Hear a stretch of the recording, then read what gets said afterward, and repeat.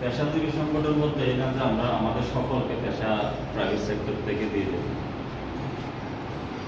এখানে আমরা যারা আছি সকলে পেশাজীবী বা যারা নেতৃত্ব দিচ্ছে তারাই পেশাজীবী। এর জন্য এটাকে আমার মনে হয় এটাকে এর জন্য পেশাজীবী বলা হয়। যারা নেতৃত্বে আছে তারা বিভিন্ন জেলা থেকে আছে বা যারা আছি বেশিরভাগ পেশাজীবী আছে। ফ্রেশ বা মানে কি যাদের জব নাই খুবই কম, প্রত্যেক উপজেলায় বা জেলায় এরকম। এখানেই আজকের উপস্থিতি দিয়ে যা দেখতে এখানে সবার আমার জানা মতে 5-7 জন ভাই ছাড়া সবারই চাকরি আছে।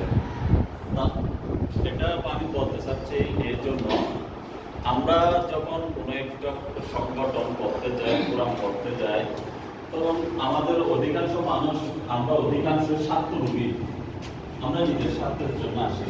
যেমন একটা প্রোগ্রাম করলাম, আমি গেলাম